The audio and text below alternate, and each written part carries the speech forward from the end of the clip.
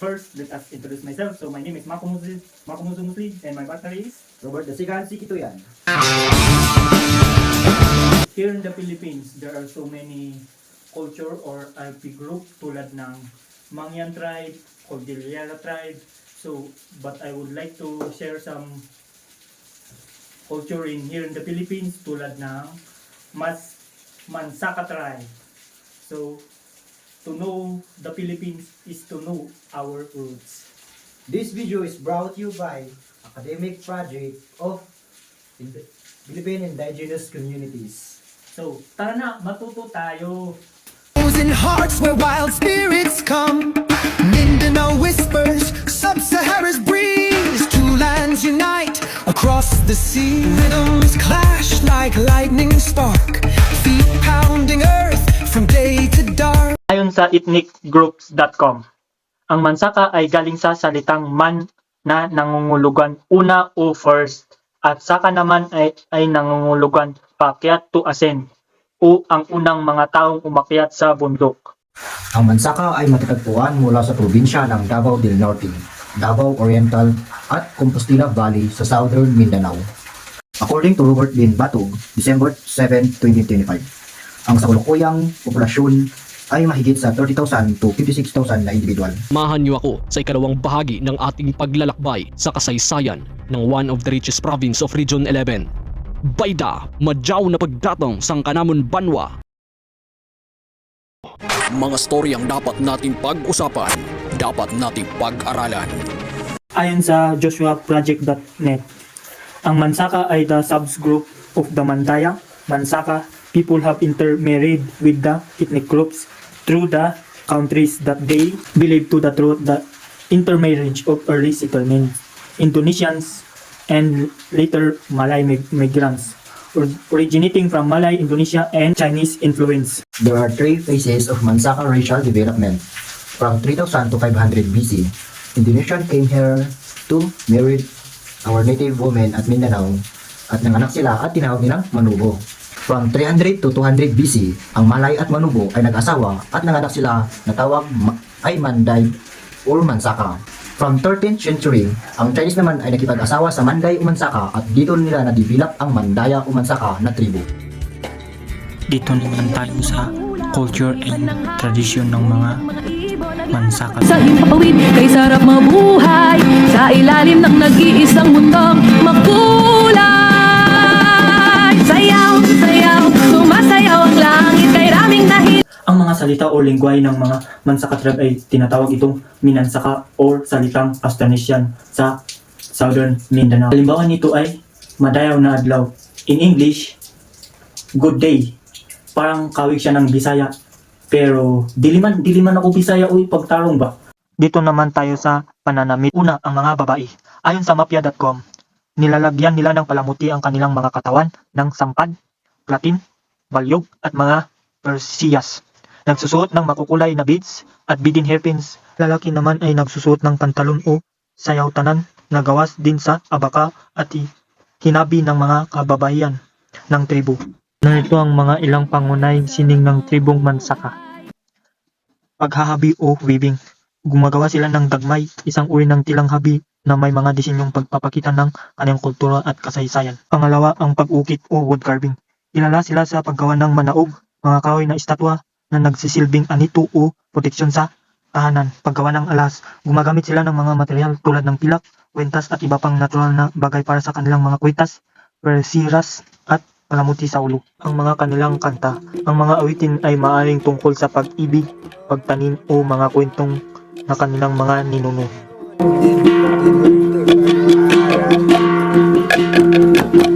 Nagsasagawa sila ng mga ritual sa pagtatanim, pag-aani at bago ang kamatayan, gaya ng magmabaya, ang tawag ng mga Mansaka sa kanilang Diyos at pinagmumulan ng lahat ng bagay.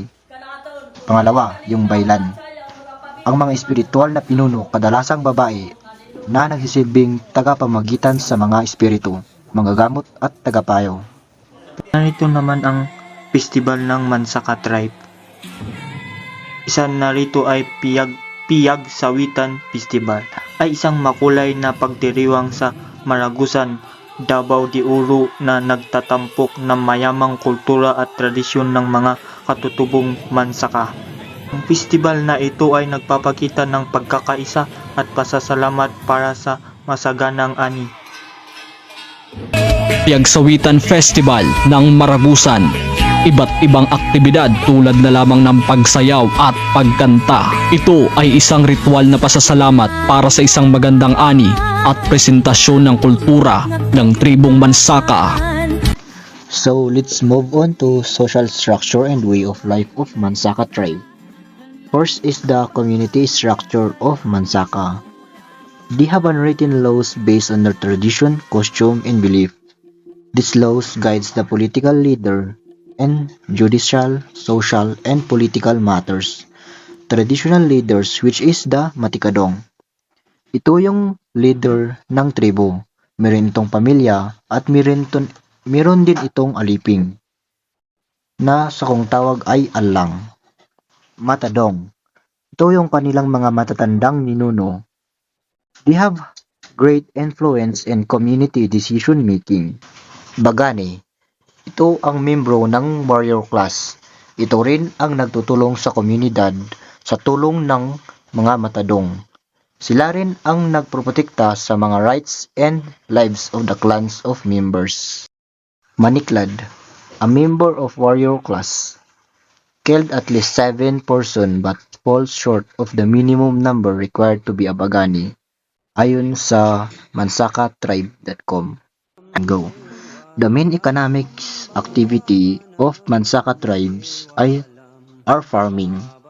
Farming produce includes humay rice, batad, corn, paruda, sweet potatoes, wakag, tubers, coffee, and hemp.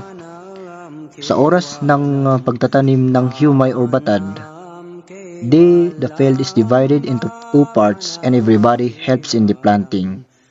To till the soil, ginagamit ng lalaki ang kanilang mga tutudaka, a wooden pole on which is attached by a species of coconut plant, and spades, which are made from a species of coconut plant. The women sow the seed, and the children use the wawaris or bamboo brooms to cover the seed with soil. Educational and knowledge system of Mansaka tribe. The Mansaka tribe educational and knowledge system is deeply rooted in their cultural practices and tradition.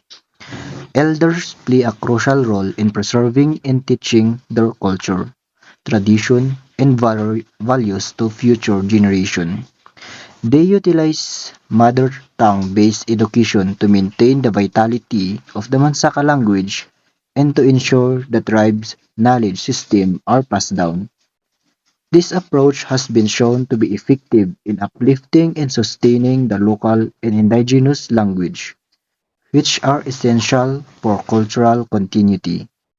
The Mansaka tribe's educational system is characterized by its focus on traditional practices, oral storytelling, and community engagement, which help bridge generational gaps and preserve the tribe's heritage, according to History, Culture, and Arts Costume of Philippines.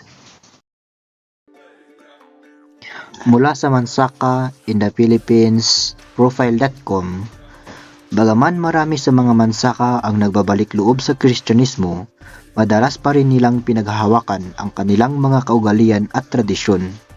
Patuloy rin silang magsasaka at marami ang handang mamatay para sa pagmamayari ng kanilang mga lupain. Mindanao, Mindanao, Mindanao, Mindanao, Mindanao, Mindanao, Mindanao.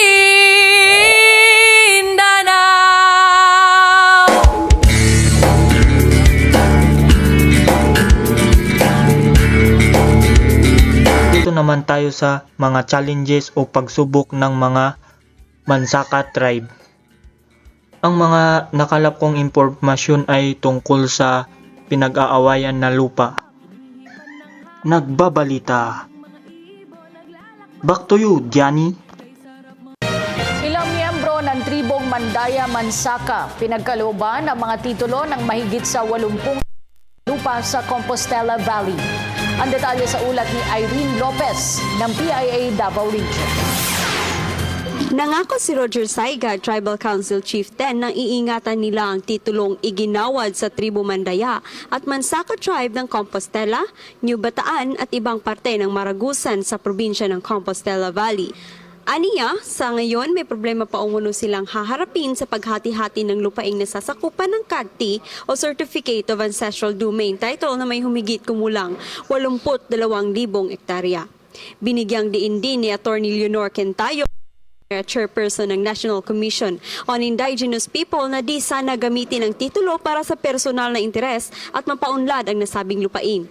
Mabuhay sa ilalim ng nag-iisang mundong makulay. Sayaw, sayaw. Effort to preserve culture and identity.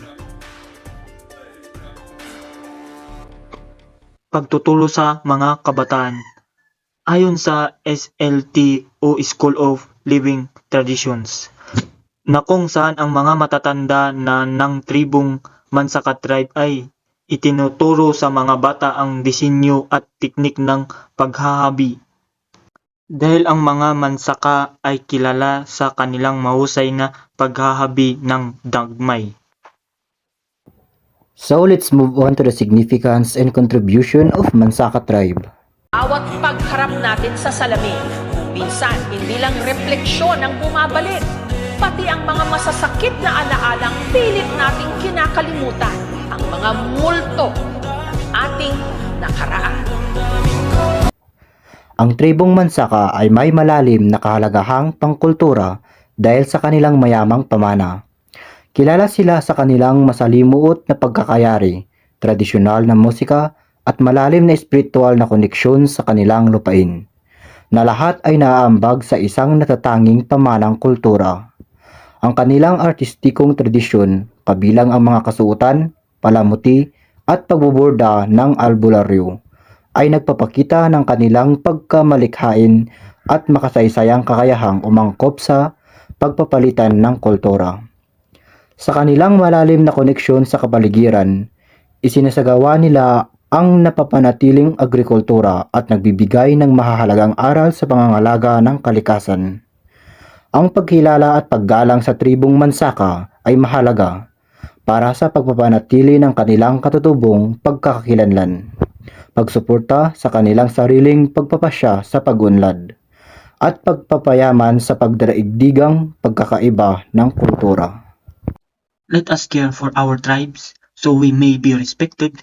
There must be a leader in our tribe and we must respect and support our Mansaka tribe. Para sa akin ay simple lang.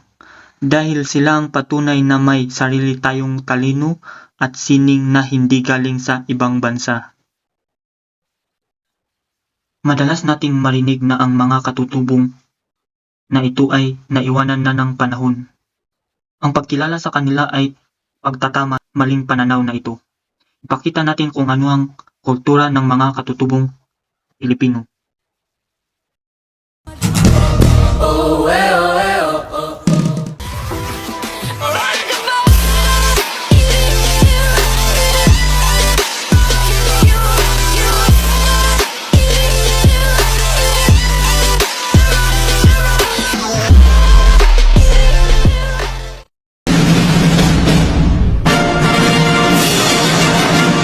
Partner is My name is Robert.